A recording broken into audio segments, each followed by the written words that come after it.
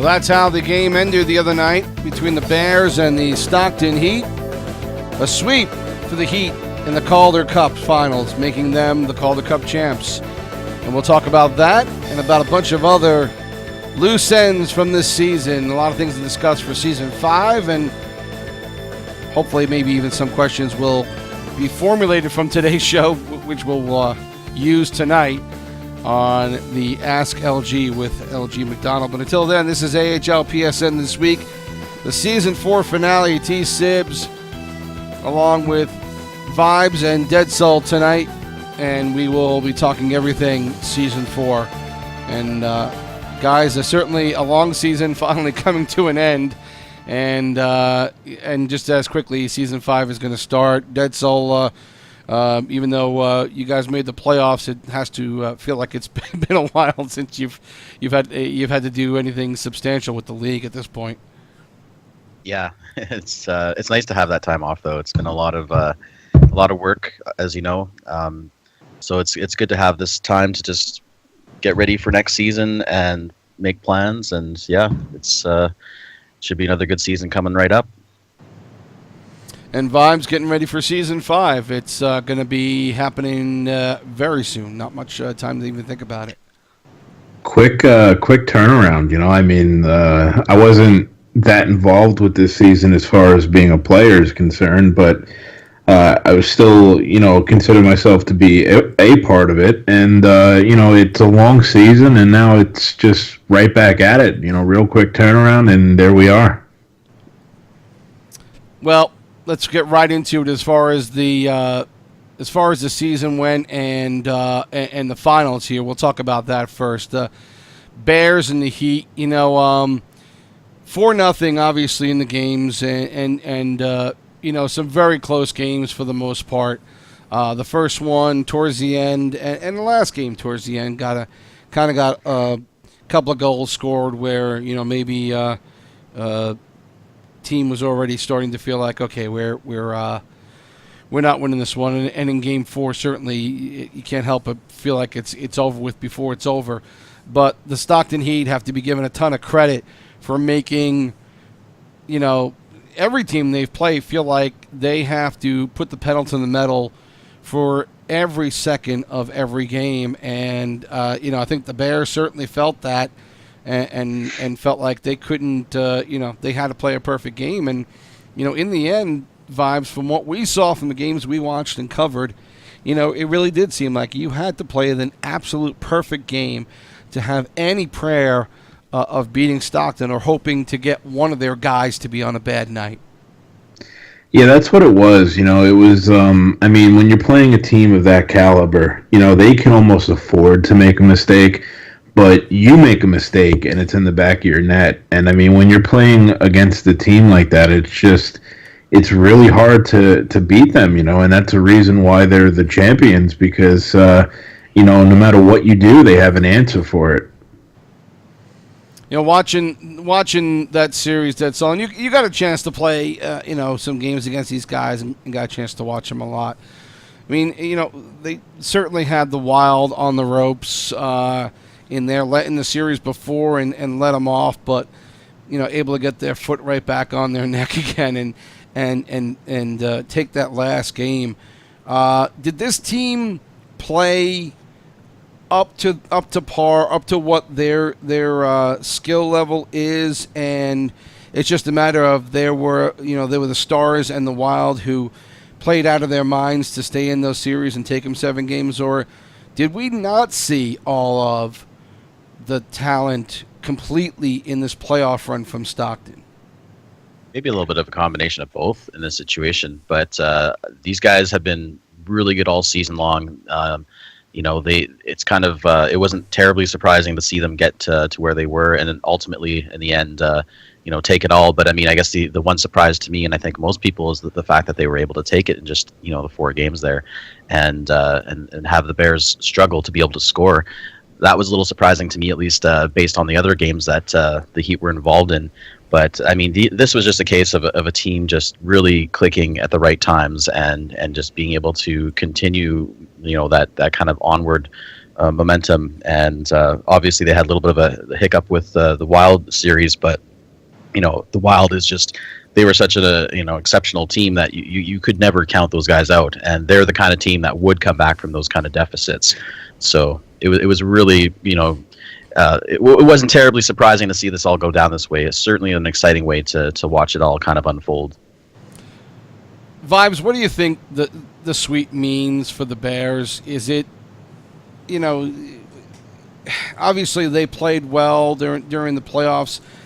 Certainly a lot of question from a lot of players and people in the league saying, well, they didn't play the best competition the first 2 rounds and then beat the Crunch in 5. What does this sweep mean to the Bears? Is there that much of a disparity between them and Stockton, or what's your opinion on that? I don't feel like there's anything for the Bears to hang their heads about. They were a good team, and they were doubted throughout a large portion of the season and even into the playoffs. People never really gave them the credit that they deserved, and I think throughout the playoffs they proved to us that they belong there. And then into that Stockton series, and just a case of being outclassed. Just being played against a team that is better than you. But that series could have easily have gone 5, 6, or maybe even 7. A few bounces this way, a few bounces that way, and it's an entirely different series. But it didn't quite work out, and it ends up looking a lot worse for them than it actually was. We asked the question before the finals, after the Crunch series, are the Bears for real? And so coming off of that series, I'll give you a chance here, Deadsoul, to answer that question in a different way. Are the Bears still for real? Do we think that there is that something glaring came out of this series that the Bears were short on, or are they the same team? It's just they ran into a buzzsaw. Yeah, they certainly did run into a buzzsaw. I mean, they were an excellent team, definitely underrated, I think, throughout the season, certainly throughout the playoffs. They showed up and showed what they could do, and they did their talking on the ice and made it some great games. I mean, I was really impressed with how I saw them play when I did watch their games. It was just just great to see the way that they were able to move the puck around and just control the game and the pace of the game. But they just went up against a team that obviously just did that just a little bit better, and enough so to give them a hard time to get the puck in the net and even get into the zone. And in the end, the Heat, I think we talked about them somewhat during the playoffs about how they play as a team. Great team defense, giving up 2 goals in the 4 games in a final. I try and tell a lot of players that defense is probably the most important part of the game. Obviously, a lot of guys want to play forward, and I get that if you got the talent for it, absolutely. But defense is so important, and I kind of feel like we still had a bit of a deficit in good defensemen overall in the league.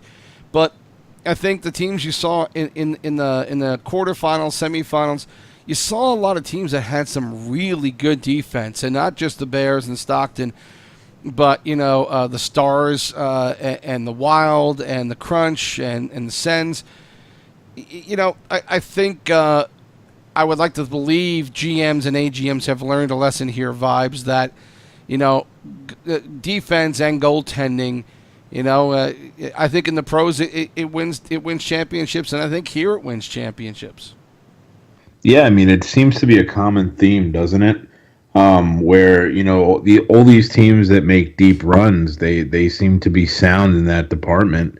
It's kind of like everyone always says, the old cliche: you build from the goalie out, right? And your defense is a huge part of that, and that's where a lot of your chances essentially come from. Because if the other team's attacking the entire game and you can't get the puck off them and go the other way, what good is your offense, right? Right. Well, Sibs, you kind of forgot about the Moose there. What about us? we did pretty good against the Wild. We had a game plan, like we had a defense first system. I mean, obviously in some of the games we were a little bit maybe didn't follow that system to the utmost, but and we did have some trouble scoring. But yeah, like for me as a GM, I always kind of start with the defense. And like you said, the talent pool gets a little thin after the NHL kind of takes all the best of the best and the cream of the crops there. But once it gets down to the AHL, it starts to become a little bit more thin, especially because there's so many people that switch from wing to D, and maybe they're not really seasoned in that area, and they have a little bit of learning to do with their positioning. But for a successful team, you have to start to learn to try to get a system going. I mean, you can certainly put some excellent players, the best of the D and the forwards into a team and just let them do their thing. And sometimes that can work. But I think with this league, it's evolving into something where everybody has to have a bit of a strategy going into these games if you want to have real success at this, because, the talent level is so good, and the way that the league games are played kind of caters to that kind of system. So, if you don't kind of adopt any kind of system, then you're probably doomed to fail. And I think you and Bob Swagger for the Bears, it's funny because I had separate conversations with you guys when you played, when you were playing the Wild, I believe, right? And what the Bears had to do against Stockton, and you both had game plans. You both had an idea of how to play team defense against that specific team, and specifically if you had to take out one or two players that had to be really keyed on by your forwards to disrupt them more. And you guys came up with plans like that, and you made a hell of a series, with yours, and with the crunch. That's exactly what Bob did. He, for the one game that we played Lobo, there was a specific game plan. There was a team defense and a method of keeping him off the board. And that was their one win, and we missed a breakaway late in the game. But for the most part, the strategy worked because that happened. So, moving forward in the season, is this something that GMs really need to start keying on? Because the competition's getting better and better in PlayStation side. You can't just keep, doing the same, crappy, just go out there and stand in front of the net kind of defense. I got to believe, Vibes, you kind of have to have some sort of plan defensively.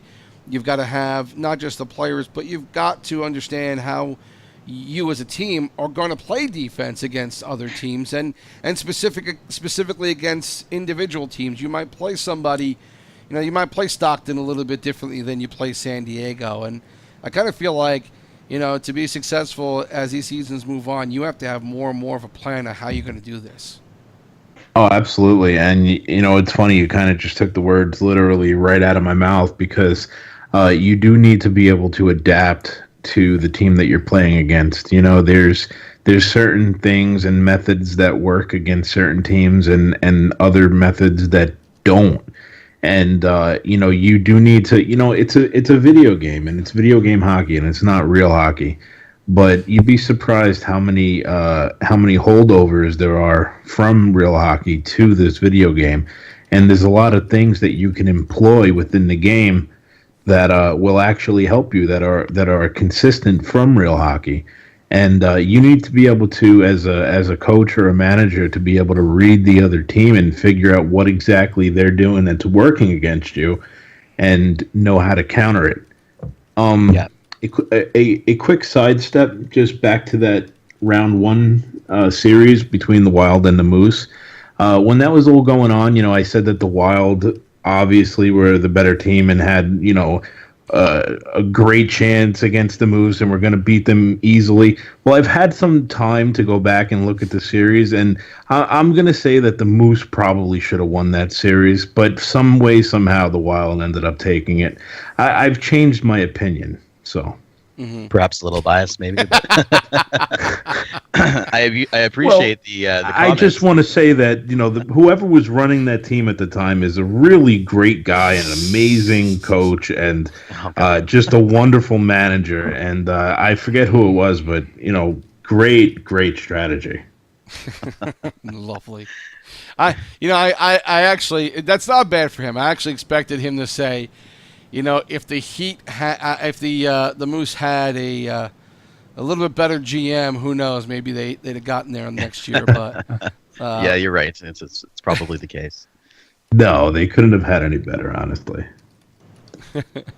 Well, yeah, I kind of feel like I'm hoping that management on these teams that get selected for Season 5 kind of have that. But and we'll get into Season 5 in a minute because I definitely have some questions for you guys about what what you do for prep at this point for a summer league. But we'll get to that in a minute. The management teams, we'll talk about them later. We're going to talk about the finalists for the Season 4 awards. There'll be 3 finalists for a bunch of categories, but we're going to talk about the 6 that were up for a vote this year, and we'll show you 3 finalists for each one of them a little bit later on in the show. But a couple of teams that could be finalists for management just because of what they were able to do and because they were in the finals. The Bears and the Heat. We could talk about Loops and Biggie. It seemed like every time we see them in the shout box, every time we talk to them about their team, it really did feel like these guys absolutely, were all on the same page, and that really makes a big difference when you're running a team. I think it makes all the difference. I mean, I know we're going to get into the Season 5 talk for later, but I can say with my experience for going into the next season, I've formulated a management team that goes by the same kind of ideals, and I just was very fortunate to have someone approach me and with the exact same kind of game plan in mind. And I think if you have the more managers that you have that are involved not only with the day-to-day activities of helping you out, but can really help you with scouting and just being able to see the player depth out there and really know if these people can fit into the systems that you are hoping to have. I think that's only going to, help with success to your team. And I think as the seasons go on, the more the managers realize that, if you take this seriously and know your, during the season, know your enemy and know how to counteract their top players and their plays, then, it's only going to lend itself to helping you with your success over the season. And what do we, we'll talk about the Bears as well with Swagger and Mafia, obviously able to get their team where they needed to be in the end. Did a great job of deciding who was going to be on that team. Did a lot of work up front to scout these guys. I think scouting, certainly this past season, scouting may be one of the more important things that happened, and certainly moving forward. But they did a lot of good job up front, and this team, some tweaks here and there, but for the most part, they did such a good job at the beginning that it ran on autopilot. Yes, absolutely. I mean, those guys, I like I said already before, they did a really, really good job with selecting their players because, I mean, the on-ice play just reflected what they were looking for perfectly, and they just, it was really exciting to watch the game be played the way it's supposed to be played and have the defensive style, but also the adaptive style, because they did adapt to the different teams that they're playing against. So that just shows the commitment that these guys put on the managing side, for their team. And kudos to those guys. Good job for being able to get all the way to the end like that and prove all the doubters wrong and the naysayers. And unfortunately, just coming short, going up against such a tough top team like Stockton there. So it's not easy to get there. No. I'll tell you right now, it's not easy to get there. I mean, I've done this a few times in several different leagues and everything, and it's not easy. And it's not even easy to make the playoffs, and then to even win a playoff round, and to make it to the finals, and to take it one step further and win the finals is even harder. But it's no easy task. No, it's funny. You could play 4 or 5 weeks and you're getting really into it. When you get down into the playoffs and round after round, it really does get exhausting. And I think I kind of felt that from everybody on my team, and even talking to the guys on Stockton. It's like, yeah, we want to win, but it's I can't wait for it to be over too. At this point, it's a long haul.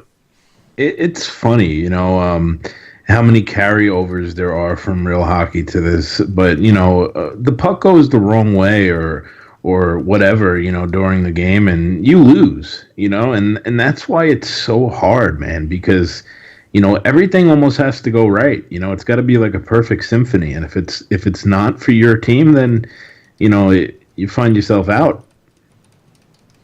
Yeah, it's a long haul, and definitely for managers. I mean, obviously you guys know this, but it's not something that you can take off from a couple of days and go away.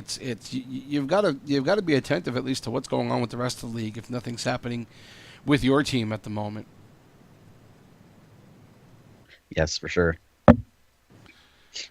So, I mean, in the end, I want to say this, in my opinion, maybe because I'm involved in it, might have been the most exciting playoff run we've had so far. And we have a poll for that, and I'll show you the results in a minute. But, for the first 4 seasons, Vibes, obviously you were involved in Season 2 in what was a pretty interesting playoff run, and certainly some things about it not so good. But just for the talent level of Season 2, it was a very interesting season, and it was just interesting to look back at that season a little bit. What's your opinion about the first 4 seasons? Which one do you think might have been the most exciting playoff run so far? Well, for me personally, season 2 was the most exciting. Just because, again, like you said, you were in this one, so it was the most exciting to you. But to me, that was the most exciting. I mean, I was in 1 as well, but 2 seemed like we had a real shot. But as a whole, from an analytical standpoint, this was by far the best playoff series, tournament that we've seen. A lot of the teams were balanced, and so many different teams could have beat other teams. And this was far and away the most fun to, be involved with in any capacity. I hold a certain special spot for season 2 because it was my team that was going for it, and sure. A lot of people can point to cups. Well, I get to point to an asterisk, but yeah. But this was the most competitive, I'd say. Deadsoul, what do you feel about the 4 seasons?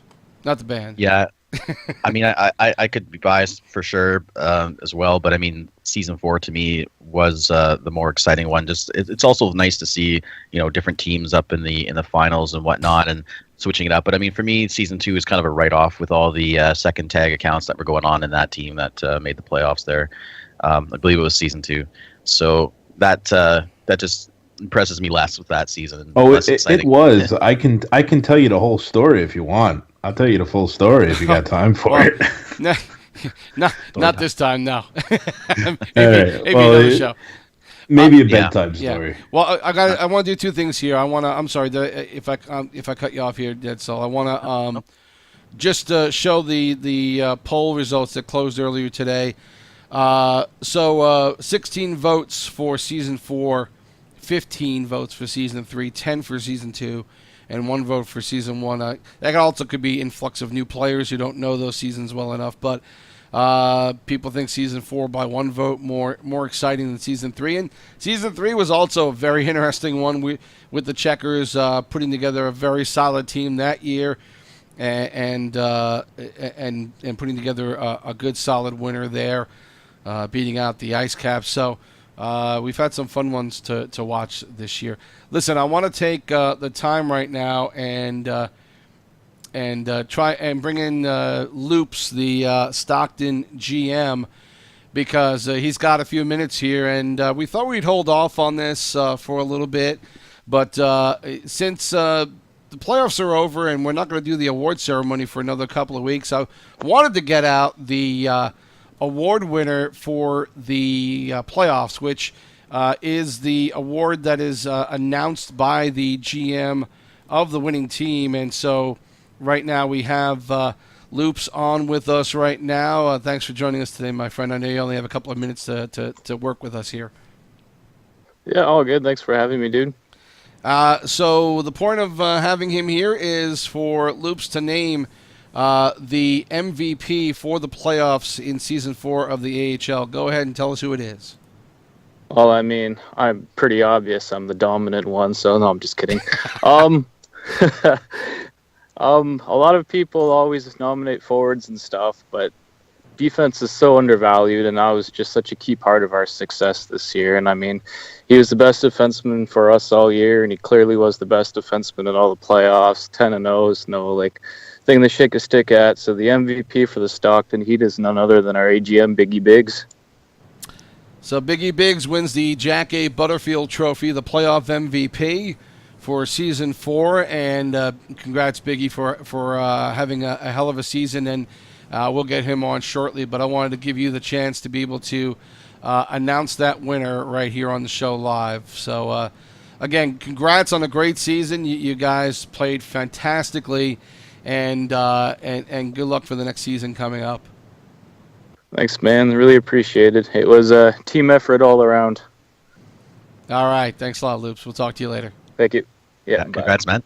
Loops, the Stockton GM, joining us here quickly to talk about this, and Biggie Biggs being named the playoff MVP. And in the AHL, again, like I said, that's the Jack A. Butterfield Trophy, picked by the GM of the winning team for the playoffs. And we are bringing in now the winner of that award. Biggie Biggs joins us now. Congratulations on being named the playoff MVP, my friend. Oh, I think we just lost him. Yeah, we just lost him there. He just wanted to hear me say congrats. We'll try and get him back on here in a second. But like we already talked about, defense, a big part of it. And, congrats to Loops for calling out a defenseman and saying, hey, this guy is deserving of it, and the defense were a big part of it. Yeah, absolutely. I mean, he knows his team well, and I don't think anybody knows better than him who was most instrumental in their run, their cup run. I was just a little confused. I was trying to figure out who Biggie was. I thought it was Liggy, but yes, well, yeah. Now he is, because but we've got him, I guess. All right. Yeah, but any of those defensemen on that team can be congratulated for the great job they put up, and then of course when you've got trash clown and Flyers in net, as a forward, having to go up against somebody like that, Vibes as a forward, it's like, it really is like Escape from New York. Like how many crazies do I have to get past to put a puck in the net, and it's just kind of crazy how it is to try and get past that defense. Yeah, when you're playing a good D man, it's just you try everything, and you try this and you try that, and unless you're a really, really exceptionally crafty forward, it's tough. They make your life miserable. And so that defense was tremendous, and I think we have Biggie back on now to talk to us. Congrats again on the playoff MVP for this season. Nice job with you and the Heat all season long. Thanks. It's an honor, I guess, but I don't think I'm the one to thank. It's the whole team itself. And in the end, it really was a team concept for you guys. It seems like it should be a no-brainer for most anyone who plays in a game like this, but it's hard to get all 17 players on the same page, and we talked about that earlier. It looks like you guys were able to do that, not only playing as a defenseman, but certainly you and Loops were able to get everybody to understand that, and you got these guys to really be unselfish out there on the ice. I think that was pretty evident. I have to give credit to the AHL league, really. If any of you guys have played up in the NHL, you'll see the difference between the selfishness and the greedy up there. Everyone just wants to look good for themselves. Everyone down here seems to have a better motive. They all want to get better. It's all to crack the NHL until they realize how shitty it is up there. But it's nice. There was a lot more team effort, team incentive, and everyone's looking to improve. And just the general I don't know, attitude is just so much better down here. And even just talking to all you guys on here, it's just a way better atmosphere in my opinion down here. And it's nice to be a part of it, and it's nice to have a good crew to really listen up and show you what they've got. I've always said that, I've always said that, and people have given me hell for it. I've always said that the AHL has a slightly better, well, not even slightly, it has a better atmosphere. And, the disparity, I never really seem to be that wide. I mean, unless you're talking about the lower end of the AHL versus, the upper end of the NHL, yes, the disparity is quite, there's a huge gap there. But, I mean, the upper half of the AHL and, most of the NHL, I never really found there to be that much of a talent gap. Yeah, I'd have to. Go ahead, Deadsoul. Oh, no, I just was saying I agree totally with what he was saying there. And I mean, I think Biggie brings up a good point, and I think he's bang on with that assessment. I mean, he's the one who's had the experience of both leagues, and to come down here and be able to, have a great season like he did. And I think it just, I think it just shows that you can, whatever you do in this league, each of them are different, like the CHL, the AHL, the NHL, they all have different facets to them, and everybody has different reasons for maybe playing in each one. Some people want to really go up to the NHL thinking that's like, right, it's the cream of the crop, which it is, in a lot of aspects, of course. But, as Biggie just mentioned, maybe it's not the most fun for everybody because everybody is out for themselves and it's not much of a team atmosphere. I mean, I'll find that out soon enough. I mean, I know I'm going to be creating that atmosphere that I had in the AHL that, Biggie was describing. It's what I want to be able to create anywhere I go, but it's not always the case in the league and the different divisions and different areas. But that's it makes this game so much more fun when you can have a good team atmosphere of players. And I think Stockton did a great job of putting together guys that obviously were like-minded in that way and just went out there and played a great team game defensively, offensively. And obviously it paid off tremendously. So congratulations to you and your team, and especially as well to you for your defensive award there. Thanks. I just want to add one thing too, is something that's critical and why we might have succeeded in the playoffs this year is definitely availability, and people take that for granted. But right, I think pretty much every player, with the exception of a few games and a few people, we're almost all 7 for 7. And I told them, and Loops told them at the beginning of the playoffs, if you guys can be 7-7 for these 4 weeks, we're gonna win. It's so critical, the line match, and it's so critical, to be available and not have to ECU and all this stuff, and it makes a huge difference. And one last thing I want to add, because I gotta take off here, but okay, difference between AHL and NHL too. And I know, and I'm talking about playoffs because I've been all the way up there too. In season 1, I won a Stanley Cup up there. And even in the Calder Cup here, every game in playoffs, we had a line on at least an hour and a half before to practice. Mm-hmm. NHL, it was 50% chance that you would get a game in before your playoff game. Just different attitude right there. Right. That, and I think the NHL can be a little bit more unforgiving sometimes. Like, mistakes are a little bit more accentuated up there, I think. Sure. Absolutely. Listen, thanks. Yeah, I'm going to take... Yeah, thanks for coming on. Congrats again for the MVP. Thank you. All right. Congrats, Biggs joining us today on the show. He is our MVP, our Jack Butterfield winner for the playoff MVP as picked by Loops, the GM of the winning Stockton Heat, and I think that's a good way to wrap up the finals. And not really wrapping up the season because we got a lot of other things to talk about, but pretty successful season and one that was incredibly competitive. And maybe season 1, maybe season 2, there was a bit of a disparity, but like you guys were saying, season 3, season 4 now, you're hearing from guys who played them both.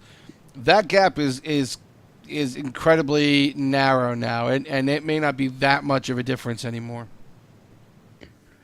Yeah, I mean, from that poll, I've learned that there's 32 people in the league that don't know what the hell they're talking about, and 10 that do. But right, that's just me. Yeah, I mean, as the league goes on, as we've mentioned, many times in the past, it evolves, and the disparity will kind of fluctuate all over. And I mean, the first couple of seasons, it was just a lot of buddies playing with their buddies and different kind of scenarios like that. It was just about who you knew.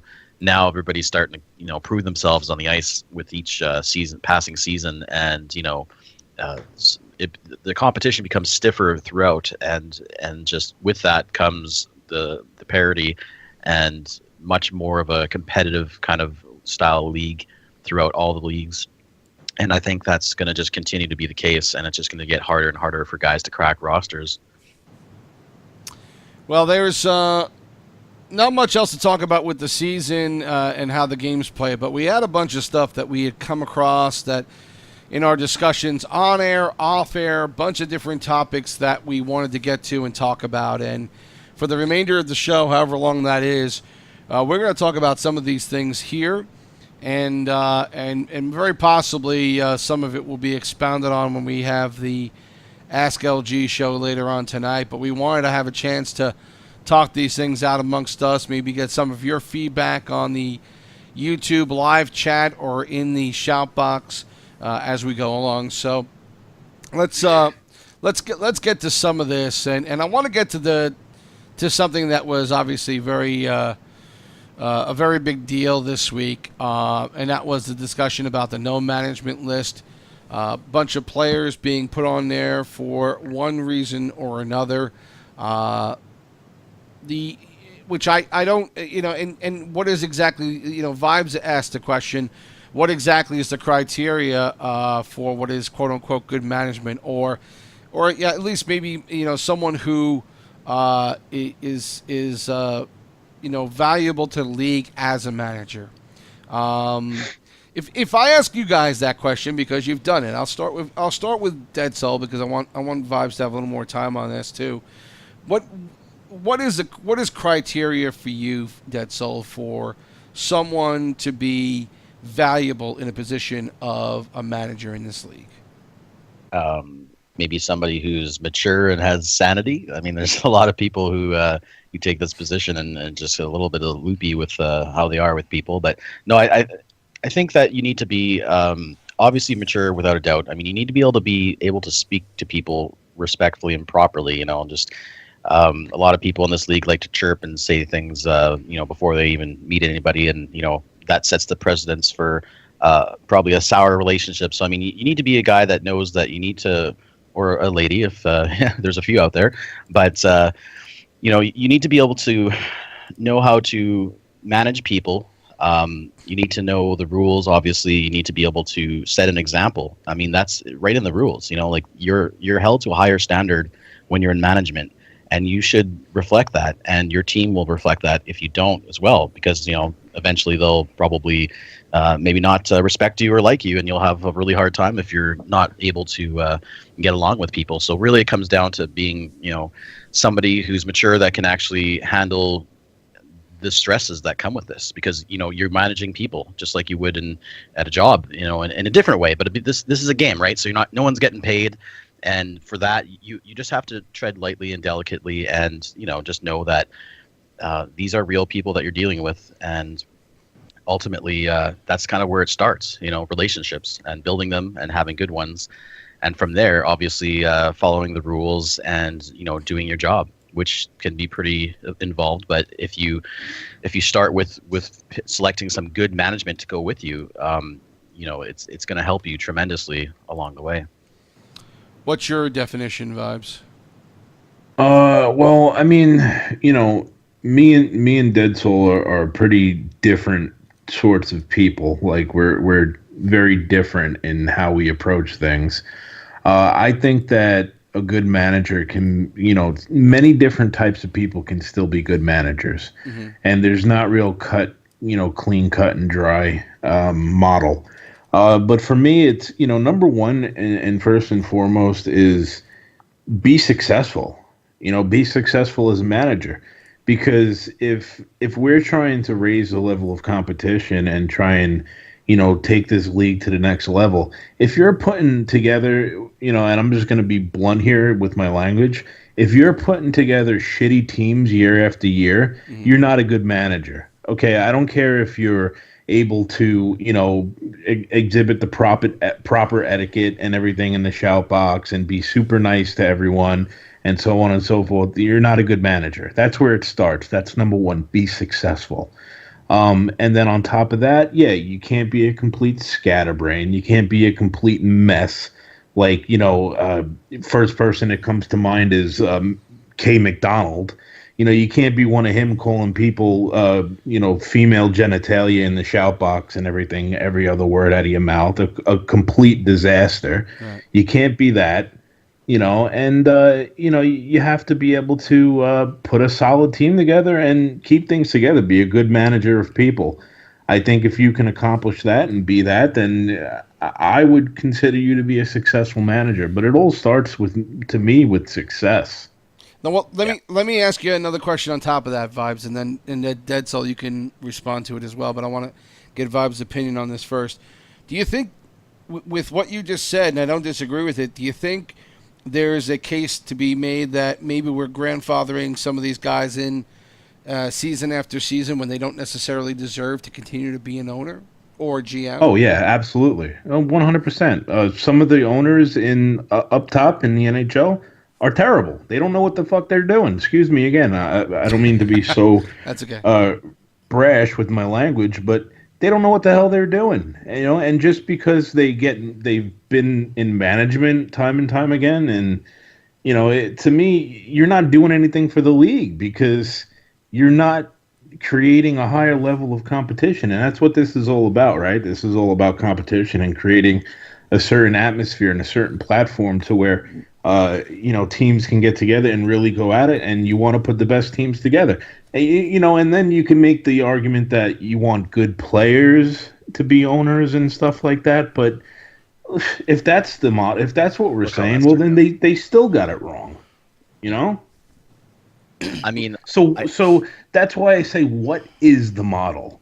What is the criteria? Okay, because I have to be quite honest with you. At times, I feel like we're in an elementary popularity contest. Is how I feel sometimes. Well, you make up some good points, and I agree with some of what you're saying without a doubt. But, and I did kind of miss a key ingredient of success. But to me, that's just a given that you'd want to be, have a successful team. You don't want to come in here and have a crappy team every season and just have everybody not want to be in your team because you're notorious for losing every season. That's obviously not something anybody wants to have or be involved in. But with that said, of what you were kind of mentioning, I think the criteria is pretty open-ended. At the same time, it should have a little bit of consistency in certain areas, and obviously success is a major one. Like, if you're not successful, you should not be able to get that next chance if you really tank a team. At that same time, there's teams that are very successful, and like you said, it can come to success first, and you want to build the best team. But you know what? We've all seen this. I think most people, or some people at least, can experience or have experience being on some of these top teams, right?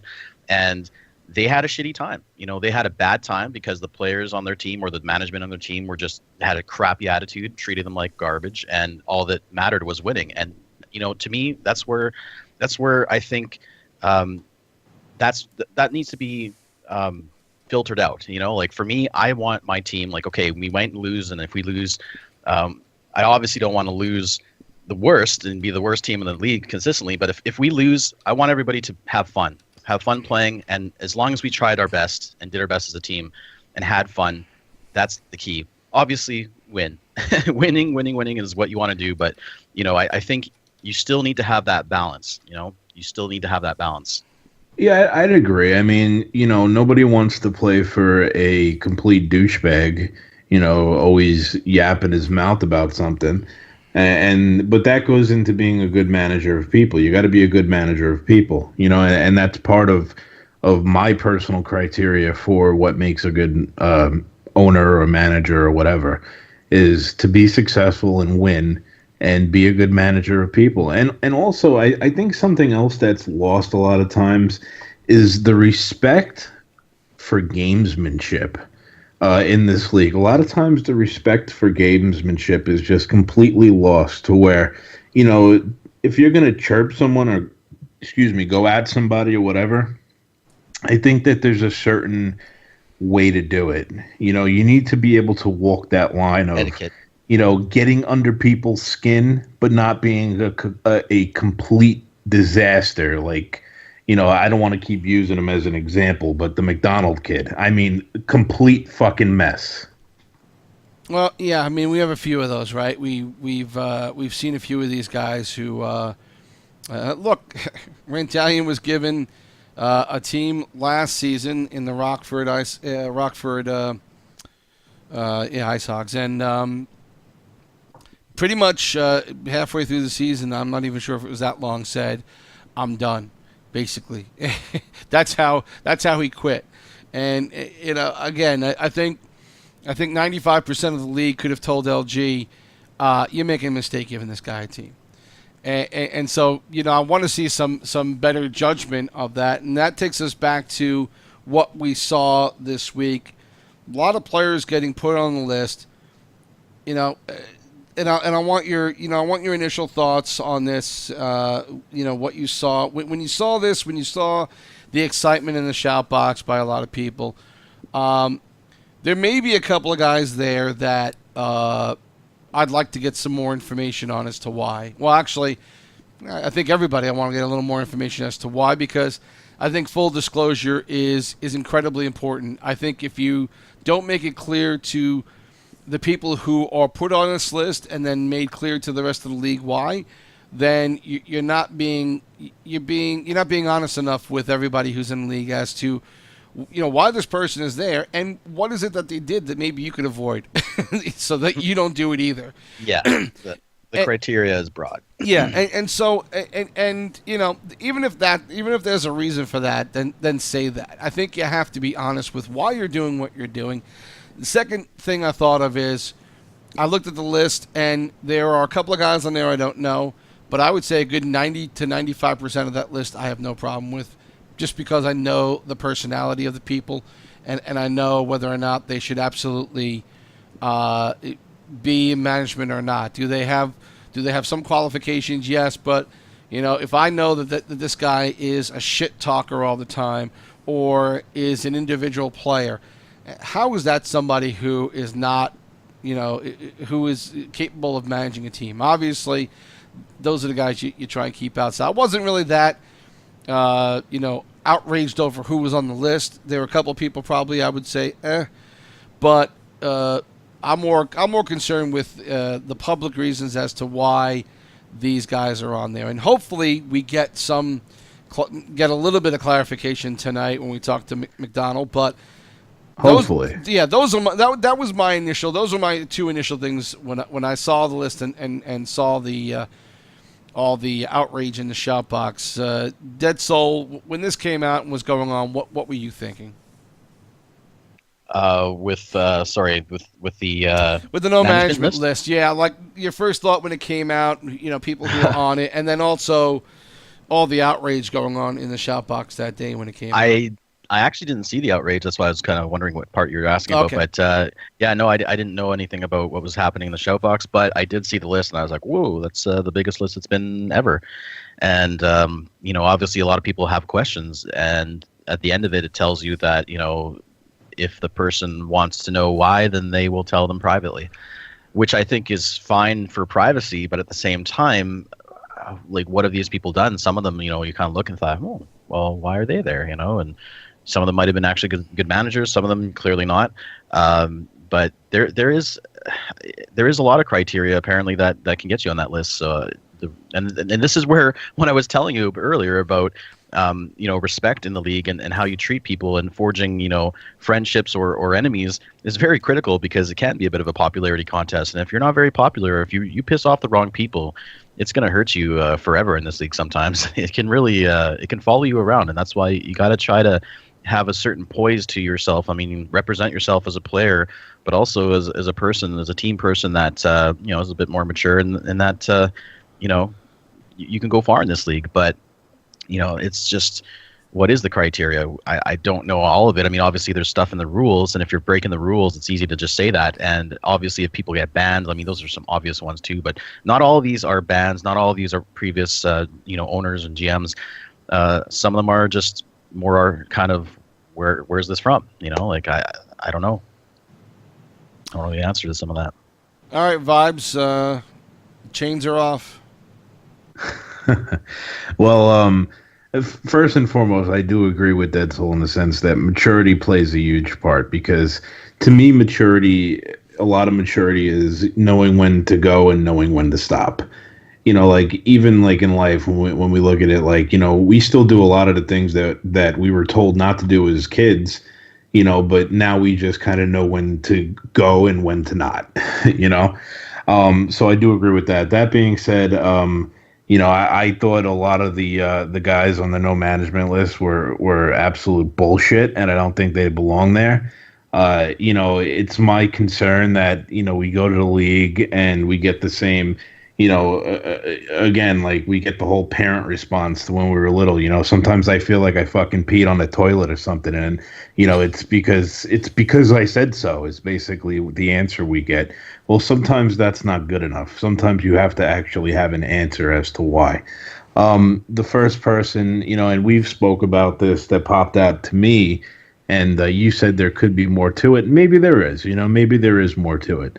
But the first person that popped out at me was Mafia Man. I didn't know why the hell he was on there.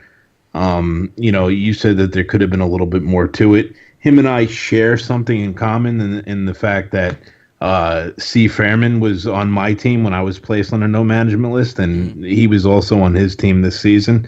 So I just wonder, you know, how much of that came into effect there, because you know, C. Fairman, you know, I don't have a high opinion of him. I mean, like some people have colored names in the shout box, like Premier. I'm looking at the shout box right now. Premier players in yellow, Killer Scotch is in yellow. He should be in pink because sometimes I think he's a little girl. But, you know, I really didn't see why Mafia Man should have. And I just wondered how much of he played into effect, because from what I understand, there were some problems. There were some, you know, internal issues with him and management. I just wonder. I hope not. I hope I'm wrong. I hope I'm here sounding like a complete idiot who knows absolutely nothing of what he's talking about.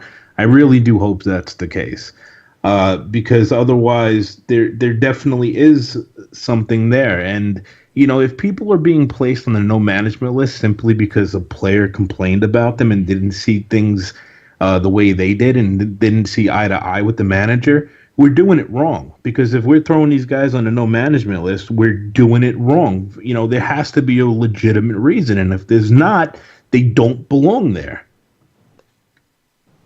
I think one of the things, as I'm looking at the shout box, and you mentioned Killer Scotch, so he's saying no management list seems to be at the box discretion. It should be no different than removing players from the site with auditable proof based on scenarios that the players are fully aware of. Now, I just want to jump in here real quick. Yeah. Killer Scotch, no, nobody said you were a little girl. You weren't listening if that's what you got. I think I sort of agree with that. Here's the bottom line. It's good for the league to make things public and to try and explain to people what the criteria is, because, you know, if they're going to meet the criteria or not meet it, you know, some of it needs to have a guideline. Some of it, look, you know, some of the things you see Rant and K-Mac do in the shout box, a sane individual should know that they shouldn't act like a fucking child. All right, we know that. But, you know, as far as, you know, having it being auditable, in the end, this league was put together by a few people.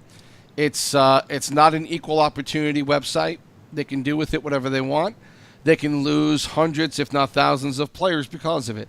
That is totally up to the league, and it may or may not happen. But in the end, it's up to the league. It's up to their discretion to decide why these things happen. You got to balance between making decisions because you feel it's best for the league and explaining it to the people in the league so that they have some idea that it isn't an old boys network. It isn't, you know, you're getting picked off like a sniper because they feel like it. And that's the wire that I think they're having a problem balancing right now, because not enough information is coming out. They're not they're not liable to tell any of us anything, but it's smart if they did. And that's the problem I have. Get more information out, explain to people what they're expecting, and so that maybe some of the guys on the fringe who need a little bit of push to go in the right direction will get there. All the guys who get it now, they're going to get it. They understand it. They don't need to explain. And then you've got the rants and the K-Max on the other side that no matter how many rules you put in or how many times you tell them to stop acting like jackasses, they're going to do it. So it is what it is, right? But there are some guys who are new to it who need to understand how the league is going to react and why. And so, I don't know, I feel like you have to explain to them why you're doing what you're doing, but you're not beholden to do it to them. Right. Just real quick, see my buddy in the shout box, Dom Squad. What's up, Dom Squad? He's absolute killer right there. Killer on the scoreboard. Killer of goaltenders. Absolutely the man. I didn't want to mention him because he absolutely destroyed me in a drop the other night. So I almost quit playing goalie at that point. But go ahead. Yeah, I could hear you. Yeah, I mean they don't owe us anything. That's flat out. They don't owe us anything. They put this together for us and they do an amazing job. And we're all really thankful and we appreciate the community and the platform that was created here. But at the same time, if you want to be a decent person and respect the fact that, everyone involved, especially the people that put time and effort in, maybe they do kind of deserve an explanation on things, and maybe they're not always getting it. Mm-hmm. With the understanding that you really don't owe us anything when all is said and done, unless people are buying out bands and everything. Well, then I guess you kind of do owe them something because that's real money. But an explanation every once in a while doesn't hurt. Yeah, it would help. But at the same time, I mean, with online gaming comes, the power of anonymity to a degree, and people like to be like their best, worst selves and put that forward because they can. And I think this league emulates more of a beer league in a way where, you kind of get to know people, you really get to start hanging out with them a bit and like playing online with different games, and you can befriend them in that way. And just keep that in mind. We're all real people, this is not just virtual reality here. And I think you just need to come with a certain kind of poise and respect. And I mean, it's a league game. That's a team game. That just keep that in mind. It's not that hard to do. If you want to be a troll, go somewhere else. This is my opinion. I'm paying attention to the shout box and the chat on YouTube because I feel like a lot of the players, people associated with this league that play in this league deserve a voice. And so I'm reading it a little bit, and Singasm brings up a good point. He asks, why isn't Zeus on the no management list, but then Mafia Man is? Because it's my understanding that at one point, this is all what I've heard, so I really don't have any legitimate person-to-person foundation for saying this, but from what I've heard, at one point Zeus completely stopped managing his team. And he was the GM, where Mafia was the AGM. So it's a valid point. Why is one on the no management list and why is the other not? I can tell you one reason. Go ahead. Because the league doesn't know. Because again, with anything, and keep this in mind, everybody who is listening, a lot of stuff that happens, people like to go after the bog, go after this and that, and just say, oh, why aren't they doing this and that? I mean, do you know how many people are managing the thousands of people on here? Like, you got to come forward if you have information on things. If your manager's not, managing your team, there's the action center. You go there, you file your complaint, you tell them what there is, you give them your evidence. And there they go. They can work with that. And, if they're just going by hearsay and you're not making that, official complaint, there's nothing they're going to do about it and can do about it. It's just that simple. So, help one another, by helping just get the word out if there's a problem. Always use the action center. That's what it's for. Mm. Well, yeah, I mean, there were obviously the guys who were put on the list who were under the impression that they were actually going to be management this year, and I think that's part of the problem too. Is that these aren't guys who, hadn't really heard yet or didn't know for sure. They were lined up to be a GM or a GM, and this list came out, and all of a sudden they found themselves not eligible. And I think that's where a lot of the shoutbox furor came from. Just guys who were incredibly pissed off. And of course, I play with Mafia. He was very upset about it.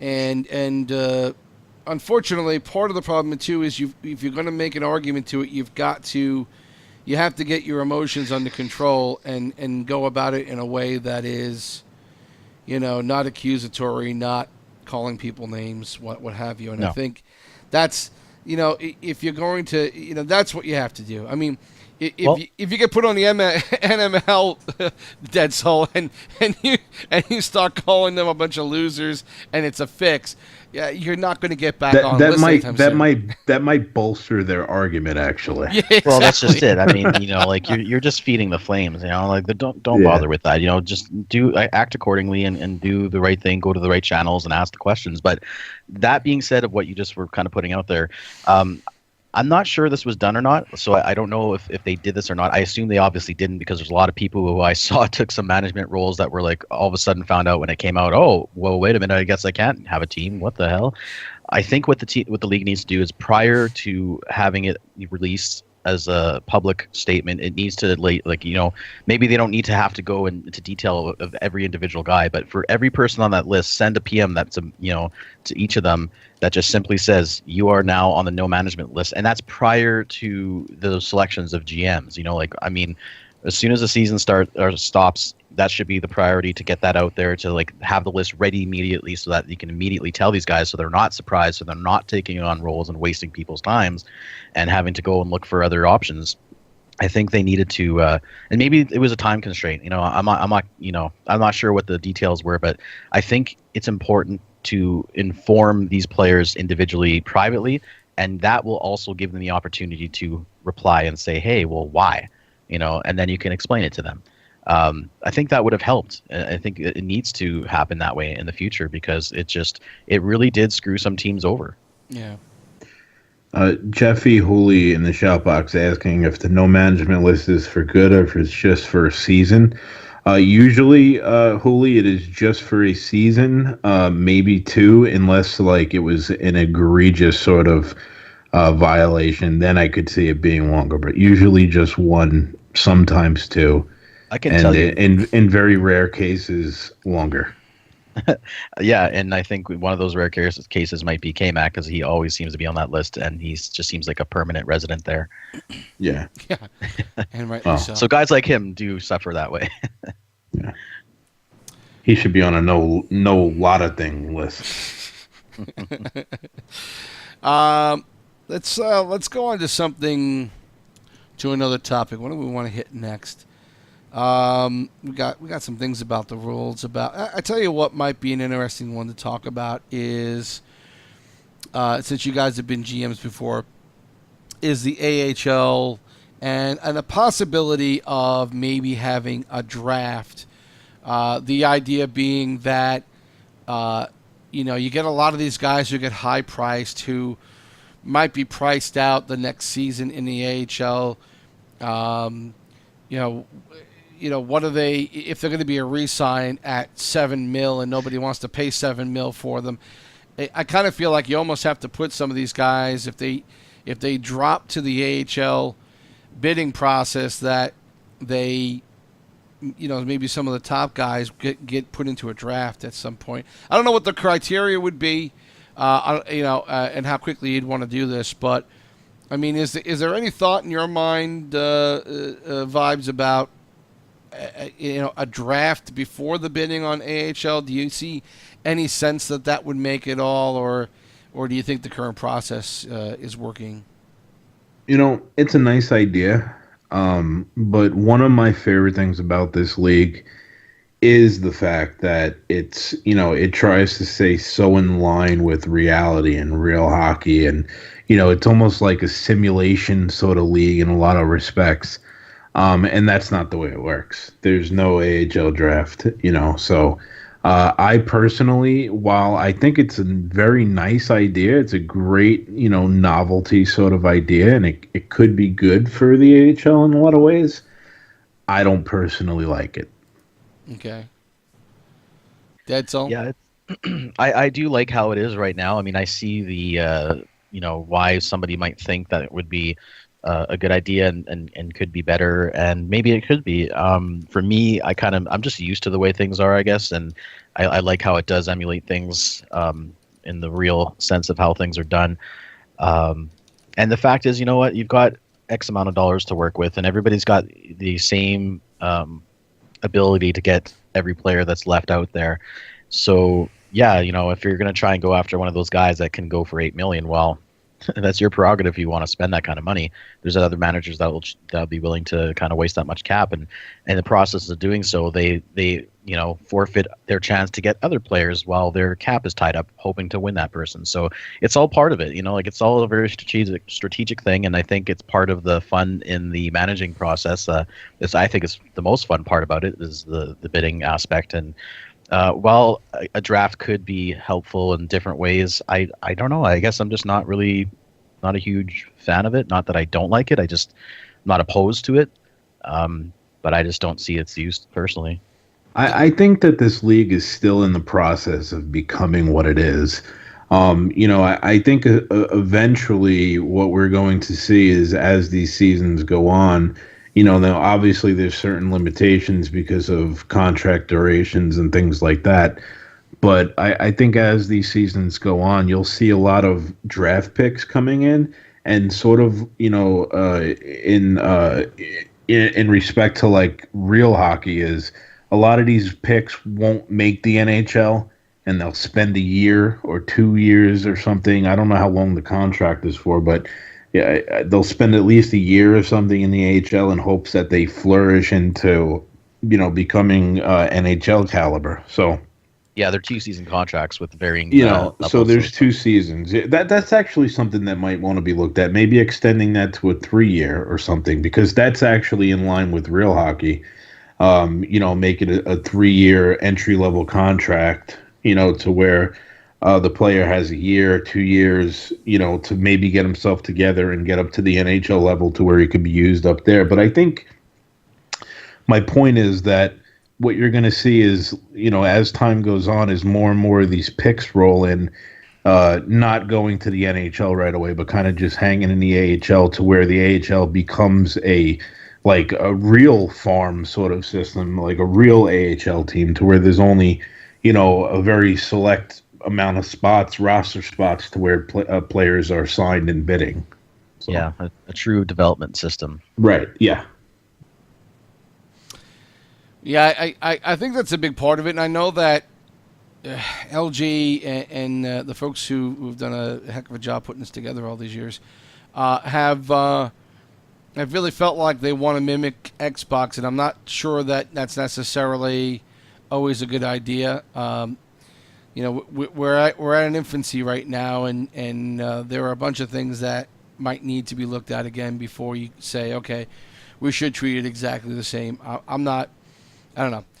We'll talk more about it with the rules, but I think at least a discussion about something like this, if it hasn't happened, and maybe it has, is at least warranted for the league to do at some point. Well, it's a good testing ground. I mean, they've had their success with Xbox. I'm sure they've had their hiccups and whatnot, but this is a league that they could do a little bit of their testing like that. I know that there's talk, and I guess we'll get to that later, about axing the Thursday game and having an extra Tuesday one instead.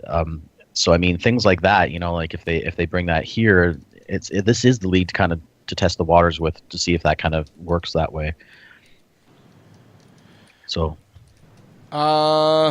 let's move on from this one. I think we've covered this enough, and I think I want to talk about something that you brought up, Deadsoul, about incentives for people who put in a good time and effort for their work in the league. Why don't you talk towards this?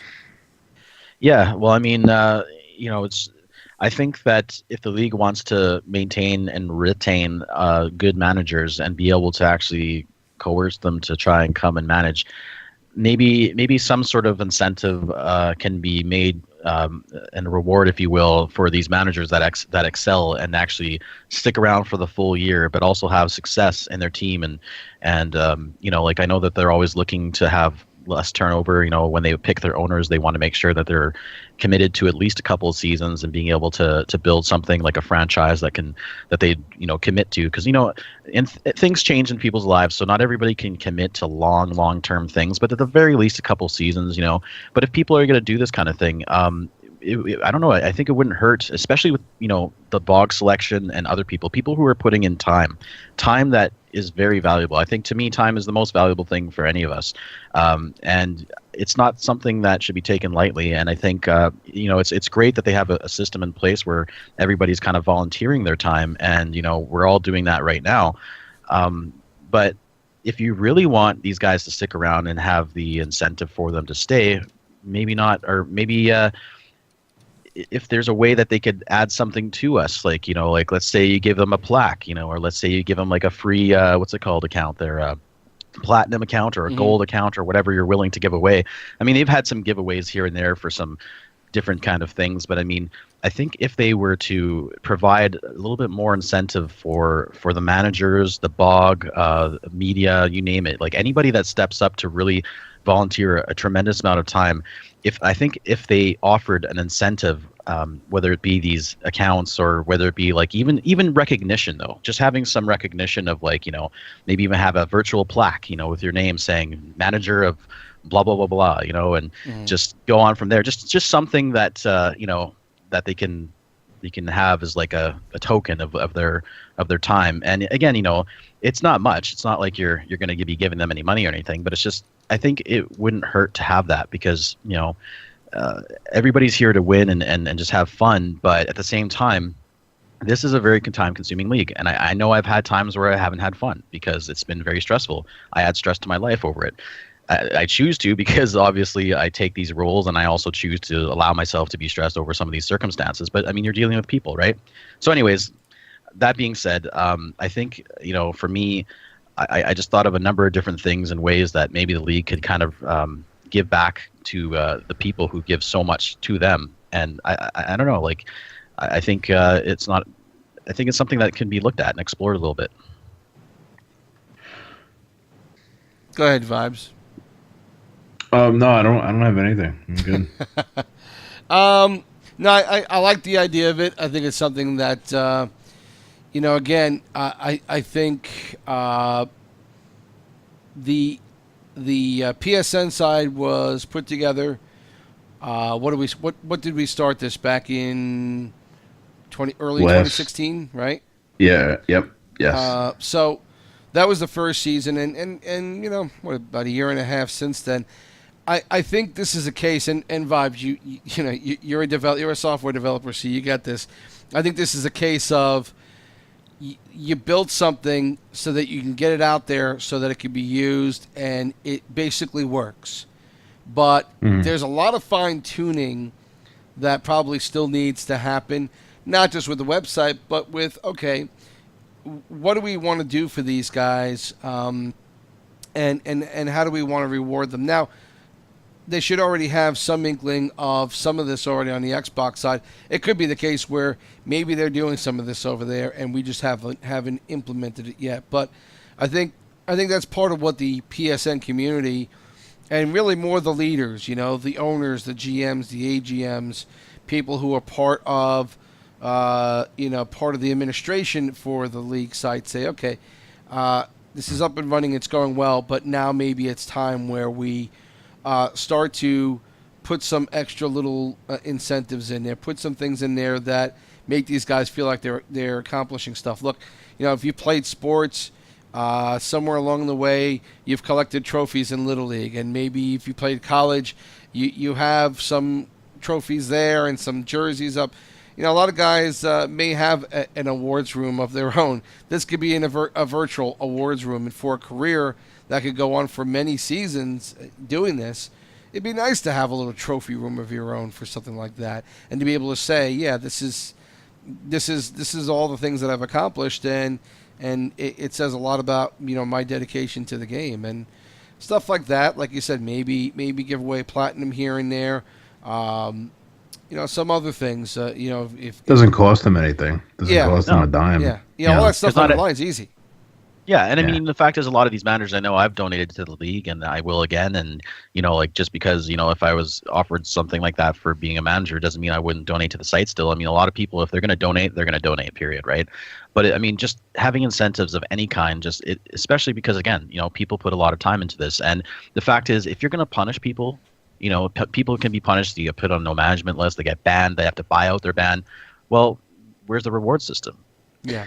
Yeah, and that's actually something that I was just thinking in my head that I'd like to build off real quick while you mentioned it. I don't want to cut you off, but so I think part of the award system is also the flip side, which is the punishment system, in the sense of, if someone is just a resource hog and just contributing nothing to the community, and just an eyesore for everyone, then they should be, handled. It's not so much just rewarding the players and the people that do a lot of things, but it's also punishing those who don't offer anything. And in honesty, I think the biggest punishment would just not letting them be a part of the community.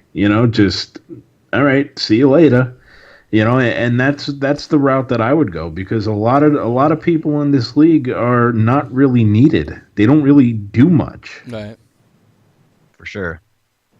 And it just, again, it just goes with the evolution of the league. And I mean, what are they going to these kind of changes can't come until people kind of maybe make suggestions, or we all just kind of band together and look to change these kinds of things. But back to really quickly mentioning about, being punished or rewarded and stuff, we have the no management list, obviously, which we just discussed. I think there should be a management list that just shows the excelling and exceptional guys that have managed in the past, that you can say that you can have a list of guys that you're ready to say, because people come and go, right? And not everybody's going to be here from season to season. And it would be good to have a secondary side of things where you can have the list of good managers, and if it would help to have a little bit of feedback, of course, and maybe even implement things like an end of season survey, or a very brief thing, about Right. each manager of the league.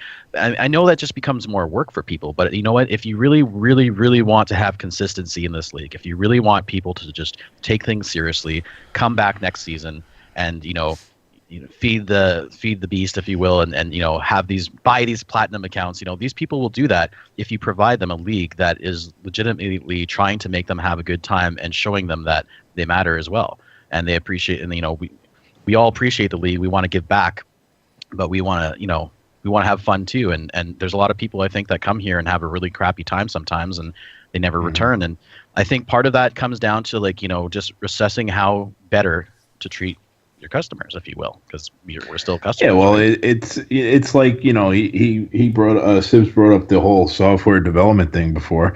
You got to think about the end user, and at the end of the day, we're all the end user. Everyone a part of this community is the user. So yes, you do. If you have something like this, and it's not a pay for platform, so it's not really a business model. It's a community model. But that being said, you do still need to, if you want everyone to be a part of it, and you want people, to keep coming back, you do need to, keep satisfaction up. Did I say that right? Yeah. So you need to satisfaction. I was wondering what the hell you just said. Okay, go ahead. Yeah, every once in a while I do shit like That's that. okay. But you need to make sure people are satisfied, and if you can't do that, if you can't do the satisfaction, then you're not doing it right. Well, we did separately have a discussion about that. I know we talked about having this the option of like, hey, well, what if the league was a pay site, you know? And I know that a lot of other things come into play. I mean, you know, tax reasons and business reasons and that stuff. I mean, personally, I would be 100% on board for a pay site like system where, you know, you pay $5 or $10 to sign up for, you know, X amount of seasons or whatever, or indefinitely, and then of course, you know, the bands cost you money too, you know, because it should cost you to come back here if you're an ass or if you do something stupid, you know. See, the thing with that though, just to cut in, the thing with that though is if you do go to that model, you better have your shit together. Right. Well, that's what I'm saying. Let me just tell you right now, you better have your shit together completely and totally. If you do bring the band hammer down, you better have very well document. Yes. That's when you have to be responsible for what you're doing in that arena. When you start charging people, then you better have a damn good reason. Otherwise, you're going to lose people immediately because they're going to say, "I'm not paying for this if I do one little thing and I get tossed," you know. Yeah, you better have your shit together, and you better have someone who has English as their first language write the fucking rule book.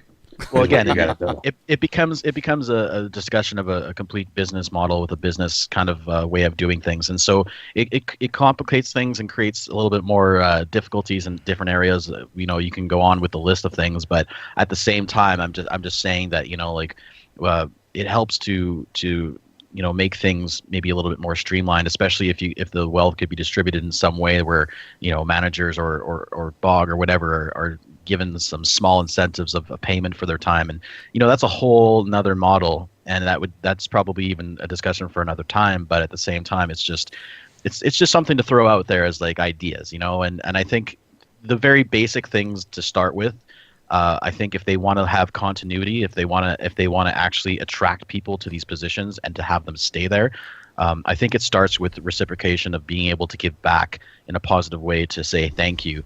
You know, just at the very least have shout outs, you know, on like the threads, and just have like a thread that just shows, you know, all the special thanks to these people that helped make this season possible, which is everybody in management and BOG and everybody in media and everybody in doing all the behind the scenes work, you know, to help make it this league just run.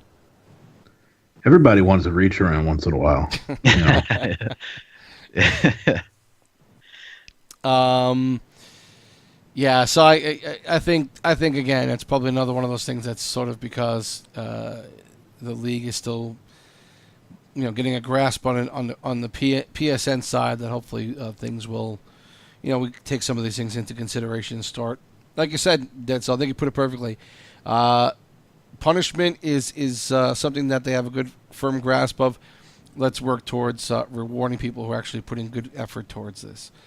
We are getting to the point, though. I just want to say real quick, we are getting to the point though where that whole PSN side, Xbox side excuse isn't going to really fly much longer. No, you know, you get into the end here. You got maybe another season or two, and that's going to be out the window.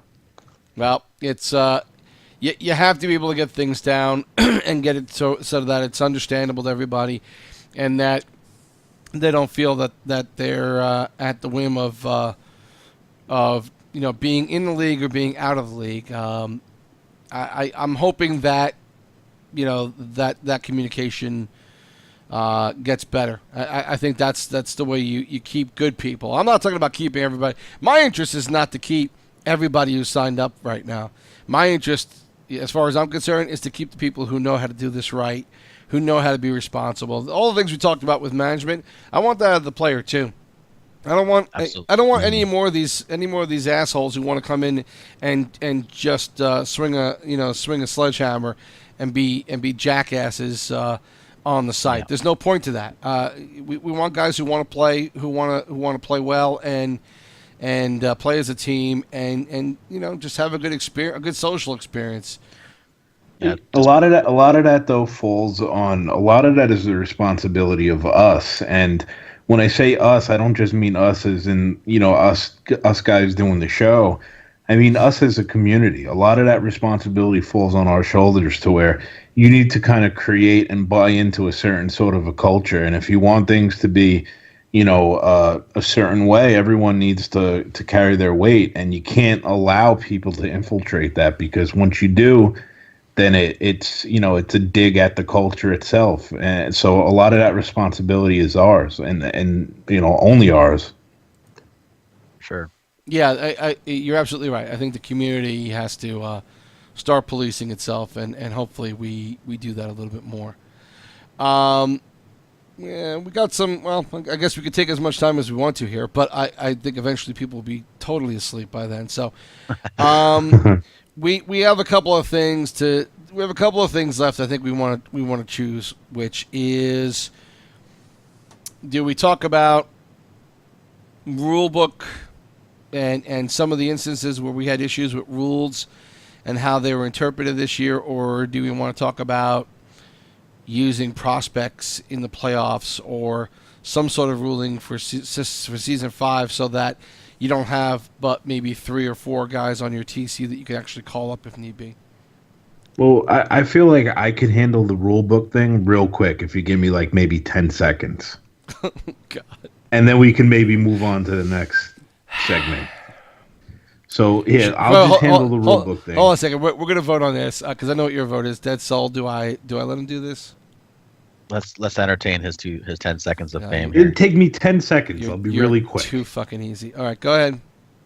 All right, listen, as far as the rules and the rule book is concerned, hieroglyphics were not used. They've been out of style for a long fucking time. So let's not write the rule book in hieroglyphics, and let's maybe use examples and proper punctuation and things to where when someone reads the rules, we know what you're talking about. Okay? That's all. Okay, move on. Yeah. Yeah, no, that's a very good point, and I think it needs a heavy revision. I think that's something that if they don't look at this season, I think they should really look at in the off season for next and have it ready for NHL 18. I'll just add my 2 cents in, and I said this to you guys, and I kind of made a note about this. Again, if you're living in a house that you think is perfectly fine, it could be a total shithole to anybody else who comes into it for the first time. And that's how I see the rules. Everybody who's been living with them for season after season, for 20 some odd seasons, they got it in the Xbox. They're good. Or they think it's perfectly fine. There's no issue with it. We've walked into it on the PSN side and said, "This fucking house looks like shit. Do you guys ever fucking clean up?" And that's what happens. And we're looking at it with fresh eyes. The people who've been playing Xbox forever haven't. They've put it aside. They understand how each one of these rules work because they've absolutely had to go over them time and time again.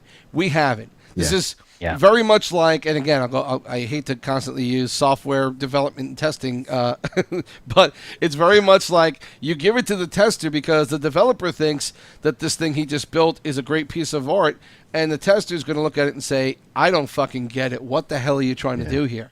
And that's very much what's going on with these rules. These people who wrote them, I want to give them credit for writing them and for putting as much as they did into it. But it is time for fresh eyes to look at it and to go over it. You can't think that what you wrote is perfectly fine and never needs to be adjusted. It doesn't work that way in life, and nothing does. So it should be revisited, and every real league does that as well. There's no reason why once a year we shouldn't look them over, have a committee look them over. Does anything not seem clear to us? How do we rewrite it? It's updated. Boom. Yeah. Like you've said it several times. Examples, comment your code. Examples. One of the best advice I've ever received, when first getting into the professional world, was when developing, like a website or whatever, treat. When developing a UI for a website, act as if the person using it does not have a brain. You know what I mean? You need to put things in a certain way, in a certain manner, and certain patterns to where it's just like, hello, here I am, use me. Because if it's not, then, there can be a problem. But examples, yes, examples. Comment your code. Examples. And they started to do that. but I think sometimes the examples need examples, and that's just a problem. It needs to be clear. Yeah, I think it's time to revisit it and look at it again, and hopefully that'll be done. All right, let's do the prospect one, and then we will do the announcements of the finalists for the Season 4 awards. We'll get to that right after it. We saw what happened this playoff. A lot of guys on everyone's TC roster, and only a couple of them you could ever call up full time. Obviously a lot of folks absolutely felt like their hands were tied behind them as management. I want to first get Deadsoul's feeling about this because again you've had to deal with it. Was it as big of an issue as people wanted to believe it was, or is it just a matter of we don't have a lot of selection to go to, and that's our problem? No, it was a problem this season. They should have. I think they should have assessed that. I know that they wanted to just really get started and getting the rules being in place for because they obviously kind of bypassed a few and just held some rules over for last couple seasons just due to the numbers and just the lack of A and B status players. This season should have been truly the last season, maybe even next, but this past season should have been still allowed to have the prospects play for ECU in the playoffs, specifically because, a team like mine, we had literally 0 goalies on that list that were A or B. And I did try and trade for some, by the way, but guess what? They were a hot commodity because everybody was under the impression. Actually, you know what? The entire season, we didn't know if that was going to be the case or not. We assumed it was because, they said the rules are going to be the rules as is. I did plead and ask a few questions here and there throughout the season, like, is this something that they're going to stick by? And they should look to address it and just see. But nothing was done or said. And then at the end of it, I just went on with not using any. And of course, you're not supposed to. So this past season, I think some teams got screwed. Some teams got lucky, like mine. And they should have had prospects allowed for one more season for the playoffs. It just was not the time to start doing that because, again, when I was assigned my TC list, it was very thin with A status. I barely had any A forwards. I had all lefties, for example, not one righty at all. I had all lefties, and I think they were all prospects too. Right. It wasn't until later in the season where I got my Friday assignments that I would start to get some A's and V's here and there, and there were RAs and whatnot. But this was not the season to implement that rule just yet. Next season I think we'll be a little better off, but they should see how it goes. Plus, on that note, I forgot to mention the distribution. The distribution system of the TC players probably needs to have a little bit of a bit of a tinkering with, because again, I had nothing but lefty players. I didn't have one righty guy, and a lot of teams had some more left wings or right wings, or lefties or righties, and more goalies or less goalies, and certainly the A and V statuses did not seem to be equally passed around, let alone the positions. And that really can, that's a huge issue for any manager at that point. And it wasn't even a consideration to say, okay, you can pick one prospect, one forward, one defenseman, one goalie to use as a call up, as a full-time call up if you need to, or even they can even randomly assign that to you, something so that you at least have one of each. In your case, you had no goaltender, so maybe some kind of redistribution should have happened. And that's another thing, too. If a team's got like 5 goalies on their TC and one team has none, what's the point of keeping them on that second AHL roster? They could easily move them over. So maybe some manual rebalancing needs to happen every so often.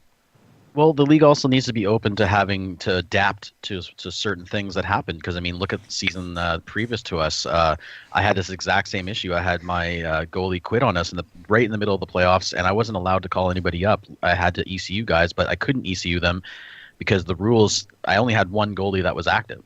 And the rules stated I could only use them twice in the entire, series, entire playoffs, and once in the series.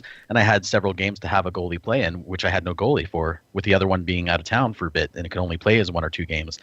So I was told by the league, too effing bad.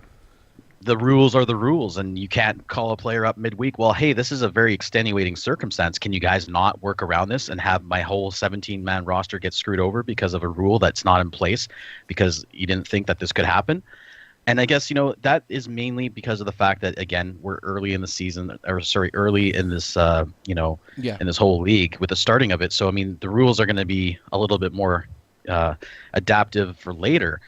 But in the beginning, I mean, they gotta be a little bit more receptive and open to helping teams in these situations that they're completely out of their control. So I think they need to. I don't think this is going to be a problem in future seasons, but I think they need to be a little bit more open-minded when it comes to situations that they don't think of. That instead of saying, "Well, it's not in the rules, so therefore F you," just say, "You know what? This is extenuating circumstances. We'll explain to everybody that here's what we're going to do, and this is why." Because it's not fair to that entire team to be forfeited for one player. Vibes, you have any thoughts on this, or you getting burned out already? No, I mean, I've never really dealt with it, so Right. I guess I don't have as much of an opinion as Deadsoul, but ask me after this year, and maybe I'll have a lot to say. That's a good point. Yeah, you have to. You're gonna have to. Well, I would assume you're gonna have to deal with some of that as well in this season. So Yeah, we'll see. probably. Yeah. All right. Well, I'll tell you what. We're going to wrap this one up, and we're going to wrap it up with doing the finalists now for the awards for season 4, and these are just the 6 awards that are MVP of the league, top defenseman, top goalie, top rookie, sportsmanship award, and of course the top management award as well.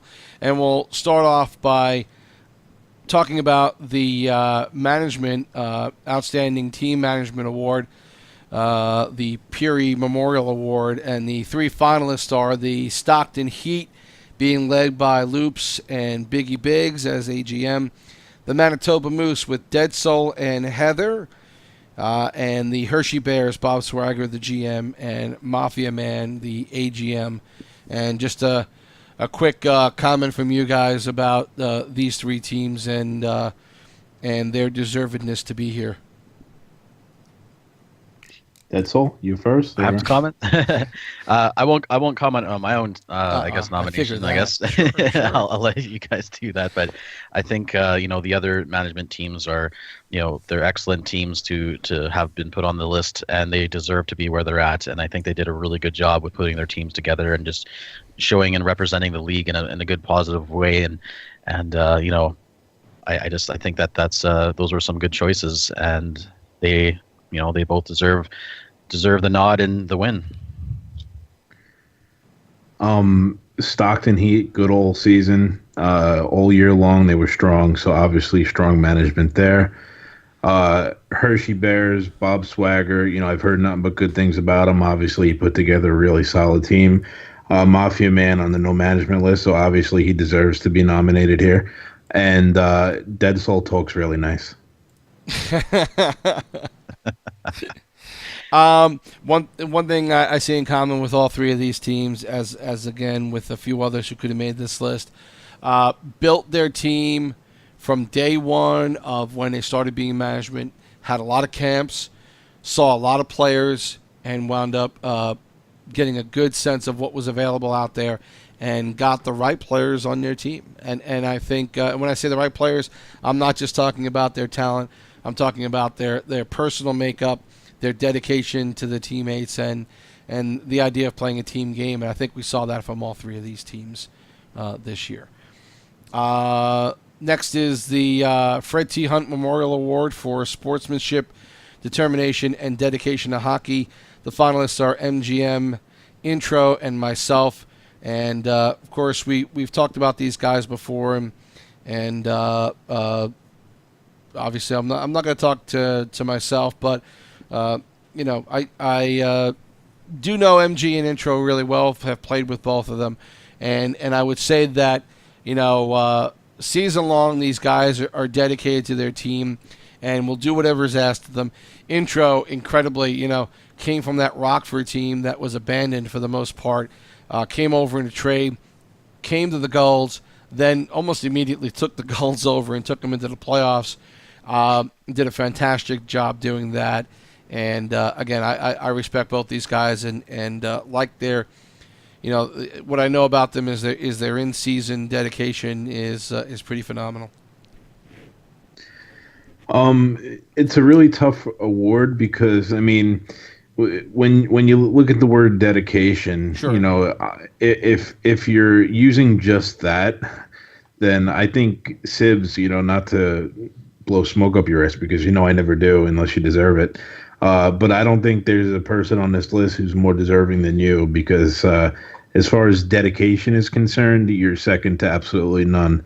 But this award is kind of more geared towards like, I guess kind of in-game dedication. And, all three guys deserve the nomination here and deserve consideration. My opinion may have swayed slightly on MJ, but this is this season and not last. This is about last season, not this season. But all three guys deserve it. And, whoever wins, definitely earned it. Yeah, I mean, you hit the nail with Sibs. I mean, he second to none in dedication to the league and to the game and to everything, every aspect of it. And, I mean, the definition could be argued by some, but ultimately, it's an award that I think each of these guys has done a great job with what they've done. I know with MG being on my team, he was a huge asset with us and being able to help the team, and especially when we're down in games and stuff, like he is like the definition of just a good team player who is just always there in a positive attitude and trying to spread that, and instead of having that negativity, letting it loom if you're behind and stuff, he was always there to kind of get everybody motivated and keep them up. And somebody like Intro to do a similar thing with just being able to take that team that just come in there and just turn things around and get that team to the playoffs. Like those are just some outstanding instances of leadership and team sportsmanship and everything. So I think all of those are deserving. But ultimately, I think Sibs being at the top of that list for sure. Let's move on to Rookie of the Year. The finalist for the Garrett Memorial is Puck Zone from the Manitoba Moose. And then Cresser and the Statistician also finalists for Best Rookie again. We put the numbers out there on the website. You can look and see what these guys did. You've mentioned it on many occasions, Deadsoul, that Puck, was a guy who was, wanting to play every minute, every day, and was dedicated to doing whatever the team needed, and put up some tremendous numbers in the short amount of games that he played. So, and almost took the scoring title, if not for missing a couple of games for being on the DL for a little bit. So I know you could talk to him a little bit. Yeah, he missed 3 games. He missed a week of games basically, unfortunately, and he was one of the most absolutely dedicated guys on our team. He was somebody who just wanted to keep, helping out in any way he could. He wants to, he'd help with stats if he he wanted to help with that kind of stuff. He wanted to help with every little asset of the game. And when he came into the game and played, he just was a huge help for us on the team. And he signed up for every single game. I know people are gonna allude to him being a scrub hunter because of the schedule. They look at the strength of schedule and they think, he just played the easy teams for the most part. Well, you know what? You can blame me for that because I purposely put him in easier games for a number of different reasons. And for me, I felt that he was a developing player that has the skill to be a top guy like he is in the league. And I think he's only going to get better and continue to be better. But I mean, he was somebody who was ready to play any team, and I chose to go a certain direction with him in our team, and it has nothing to do with him looking for easy games. It had everything to do with me choosing them for him. Anyhow, that being said, all these names on there, the other 2 names, who were there again? RB Cresser and the Statistician. Oh, yes, absolutely. Both phenomenal players in themselves. I've played against both of them and a number of times. And those guys, with Stat and his, his strength of schedule, you'll see on the stats there, he did quite an amazing job against, the tough teams and just overall really helped his team out defensively. And I think it really showed in his play and, with Cresser as well. these guys are just have been phenomenal players throughout the year, and each of them deserving of that position. So I think these are some good top choices for that award, and I think each of them deserve to be on that list. Any comments, Vibes, on the final three here? Just not to repeat everything he said, but all three deserve it, and I like the fact that we see a defenseman on here because it shows that the people involved are doing their homework, and it's not all just the glamours and glitz of high point producers. So I like to see the defenseman on here, and it's a good list. We move on to goalies here, and the top three in for consideration are Trash Clown, OMG Price, and Moosepotamus. The top three, the finalists for the goaltending, top goaltender of the season, the Baz Bastian Memorial Award, and I don't have any argument with any of this. Again, if you look at the numbers and you look what their teams did all regular season long. There were a lot of great nominees. There were guys on here like Tyler Lokey, Clutch Dolphin, Trap, Skyhawk, both goalies from the Thunderbirds, Ty and Bipolar, Be Nice from Syracuse. I would take any and all of them on my team in a heartbeat. And so it was one of the more stacked categories, Vibes. But if you look at these guys and what they did for their team all year long, you can't go wrong with picking any one of these. Yeah, I mean, all three goaltenders, there's definitely a common theme here where they had good defense in front of them. So that is definitely a common theme. And, I know where my choice is, but all three deserve definitely consideration. And, you could easily make a case for all three of these guys to win. Yeah, without a doubt. I mean, each of them were a huge asset to their teams. And yeah, you did make a good point with their defensive teams in front of them. But these are some of the few goalies in this league, and I would include obviously Tyler and some of the other mentions that you had there, that you can really count on these guys. If you got a breakaway, they're going to stop a little more than 50% of that. These guys can actually stop some pretty crazy goals from happening, and they're not just there to just protect from some of those easier kind of things that happen. And a lot of the time when I see some of the goals that go on these guys, it's usually kind of a crappy just EA kind of goal. Like they make it hard to get past them. And these guys are all exceptional goaltenders who had tremendous seasons, and they definitely all belong on this list. And it's it makes it for a hard choice to decide which one actually gets the pick with it. You can't help it. Go ahead, Vibes. I was just going to say, I will say real quick that I think that two of the goaltenders on this list could maybe be products of their defense, but I think there's one goalie on this list who their defense could actually be a product of them. So that's all I want to say on that. I'm not going to allude to who or whatever, but yeah, I'm going to be very candid about it. I'm not going to say who or anything or even, hint at it, but there's definitely one who I think their defense might be a product of them, which is totally reverse to what we're used to seeing. Yeah, I am a big fan of these guys. Price, you just look at his numbers and you can't help. You can sit there and look at his numbers and your jaw drops.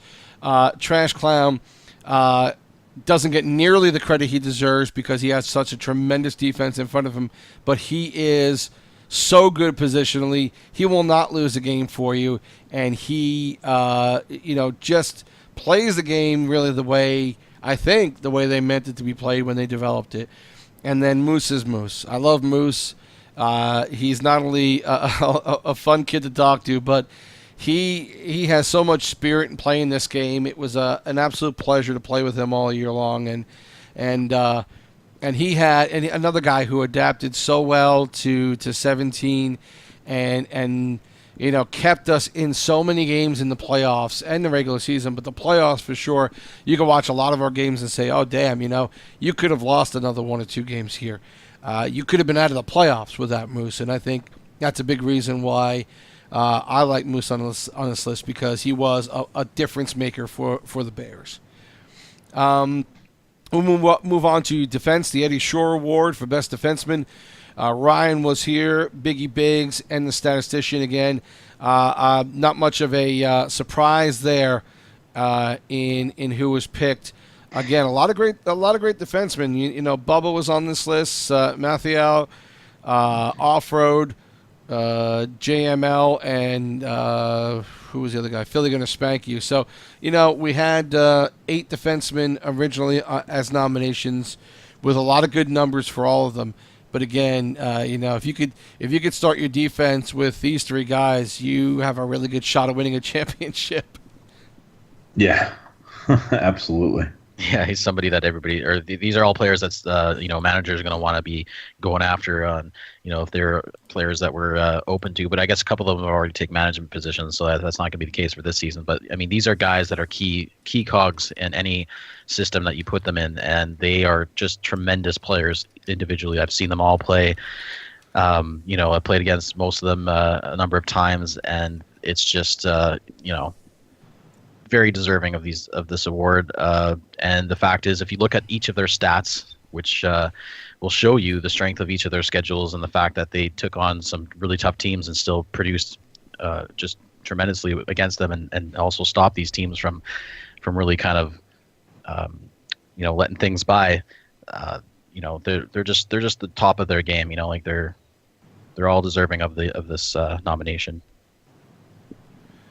Yeah, it's you know, just a lot of talent, and still not enough talent on defense in this league. But I think it's you know, it's a good start. We've seen some tremendous defense played this season.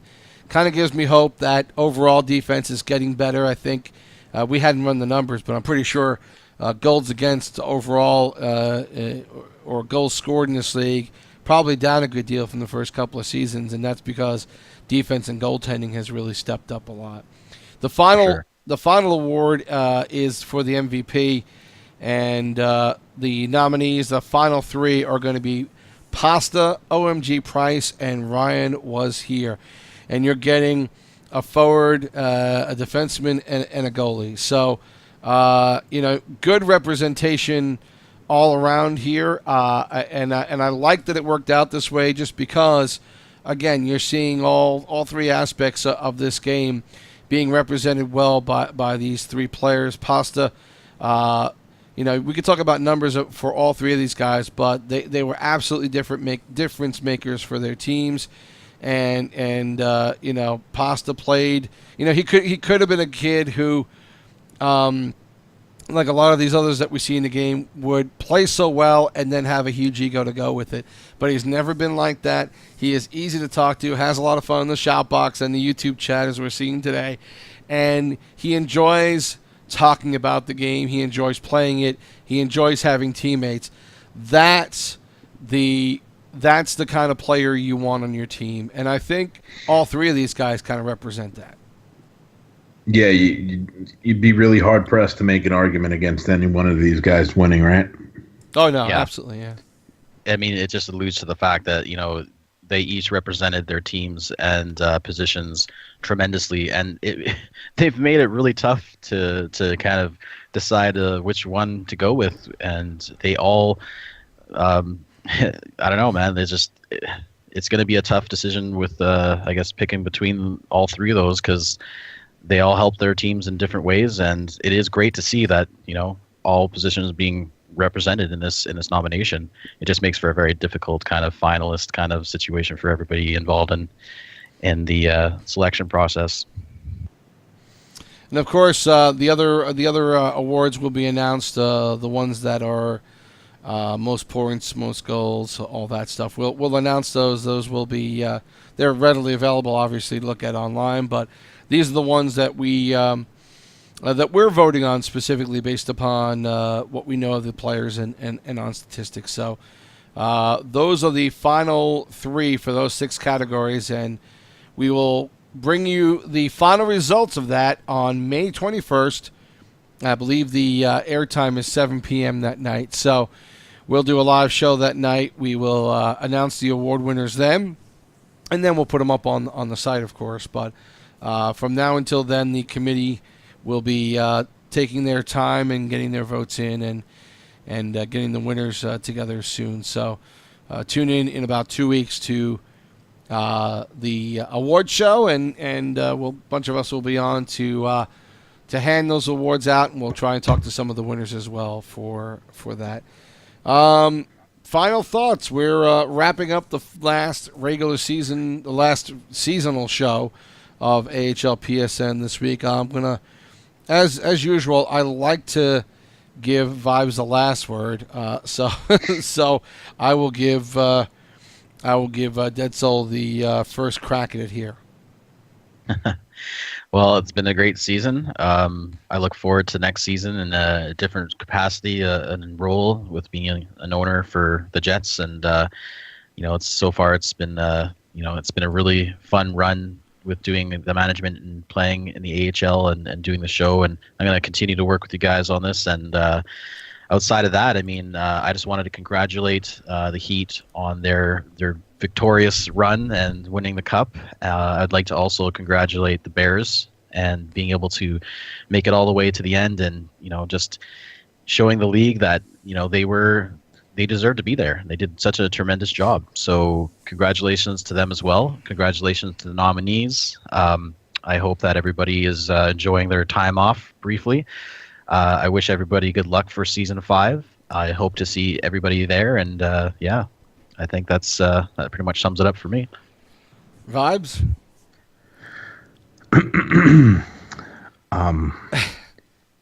We both come here often. I watch you from across the shout box, and I can't help but wonder what can be. Your stats make me want to settle down and never look anywhere ever again. I can't help but wonder what can be. You and me together as AGM and GM as the Manitoba Moose.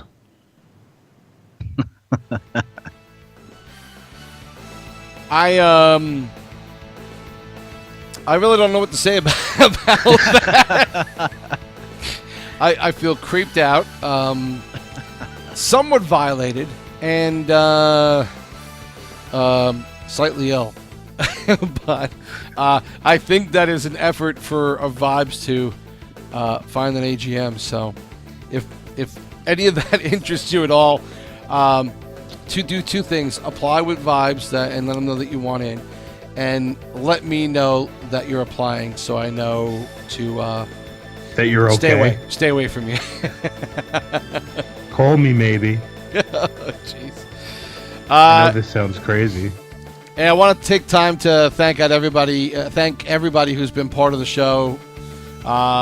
Certainly, we had some folks early on who were there for some of the early shows, and Prince of Zeus and Cosmo, and then of course NG here for most of it at the end, and then you guys, Deadsoul and Vibes. Thanks again for being part of this, and we'll get a couple of weeks off, and hopefully we'll get back onto this again. Yeah, wait, actually, Sibs, I got one final thought, real quick, one. Go ahead. I just want to make sure that everyone in this league looks at and respects and acknowledges the Stockton Heat as the best damn team in the entire AHL, and don't ever make any sort of mistakes about it, because they proved to everybody that they can get it done. So congratulations to them, the absolute best team in the AHL in season 4.